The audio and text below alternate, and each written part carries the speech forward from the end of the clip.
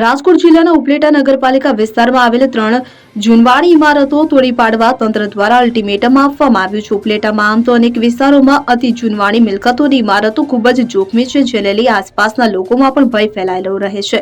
જેમાંથી ગયા ચોમાસાની સિઝનમાં આવા જૂનવાણી બાંધકામ પડી જવાના અને જાનહાનિ થવાના પણ બનાવો બની ચૂક્યા છે. ત્યારે હવે કોઈ આવી જર્જરિત ઇમારતો પડવાથી કોઈ મોટી દુર્ઘટના કે જાનહાનિ ન થાય તે માટે તંત્ર સફાળું જાગ્યું છે અને ઉપલેટા નગરપાલિકા વિસ્તારમાં આવેલી અતિ જૂનવાણી બાંધકામની 3 ઇમારતો તોડી પાડવા છેલ્લી સૂચનાઓ અપાઈ છે. જેમાં એક બસ સ્ટેન્ડ પાસે આવેલી રવિ ટાવર નામની બિલ્ડિંગ અને અન્ય 2 સ્મશાન રોડ પાસે આવેલ ફેઝે નૂરી એપાર્ટમેન્ટ તેમજ કામદારોના ક્વાર્ટરનો સમાવેશ થાય છે. આ 3 ઇમારતો અતિ જૂનવાણી હોય અને ગમે ત્યારે કોઈ મોટી દુર્ઘટના ન ઘટે તેને ધ્યાને લઈને તંત્રએ આમાં રહેતા પરિવારોને 8 દિવસમાં આ બિલ્ડિંગ ખાલી કરવા જણાવ્યું છે. ત્યારે હવે આ બિલ્ડિંગ અને ક્વાર્ટરમાં રહેતા લોકો પણ ચિંતામાં મુકાયા છે, કારણ કે તાત્કાલિક આ રહેણાંક મકાનો ખાલી કરી અન્ય જગ્યાએ સ્થાયી થવું અતિ મુશ્કેલ બની રહેતું હોય છે.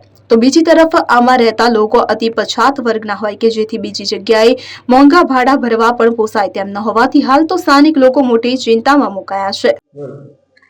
આજરોજ ઉપલેટા નગરપાલિકા વિસ્તારમાં જે જર્જરિત મિલકતો આવેલી છે એમાં મુખ્યત્વે 3 મિલકતો જે છે એ અતિ જર્જરિત હાલતમાં છે.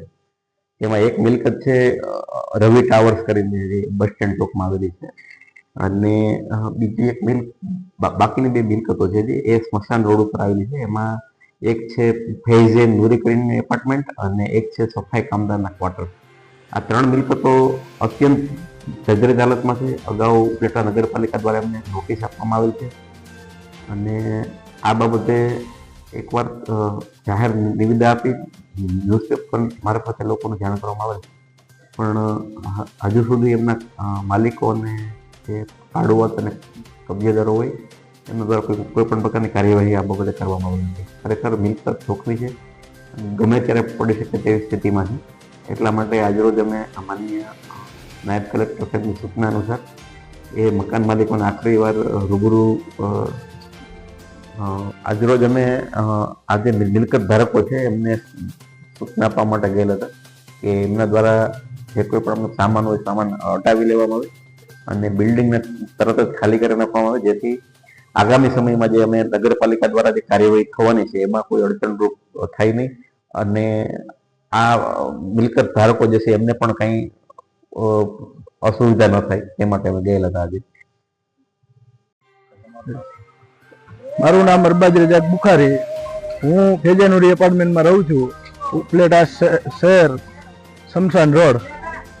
આ એપાર્ટમેન્ટ આશરે બહુ જૂનું છે અને જર્જરિત બાંધકામ છે, એટલે ઉપલેટાના અધિકારીઓ કાલે આવી અને 8 દિવસનો ટાઈમ આપી ગયેલ છે કે ભાઈ 8 દિવસમાં તમે ખાલી કરી દેજો અને અમે અમારી કાર્યવાહી ચાલુ કરશી. જો તમે ખાલી નહીં કરો તો અમે આગળ એના પગલાં લેશું અને પાડવાનું કામ ચાલુ કરશું.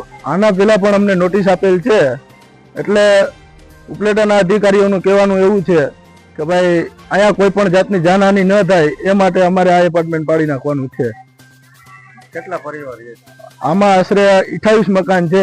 28 ને કીધેલું છે કે ભાઈ તમે તમારી સગવડતા પ્રમાણે ખાલી કરી દેજો, નહીં કરો તો અમે આગળ કાર્યવાહી કરશું. આગળ ખાલી કરીને અમે આગળ ખાલી કરી અને ગમે અમારી સગવડ કરશું. સરફરાઝ કોડી સાથે CN24 ન્યૂઝ ઉપલેટા. હવે જુઓ દેશ દુનિયાની તમામ ખબરો તમારી આંગળીના ટેરવે. ઉઠાવો મોબાઈલ અને Google Play Store પરથી ડાઉનલોડ કરો અમારી CN24 ન્યૂઝ મોબાઈલ એપ.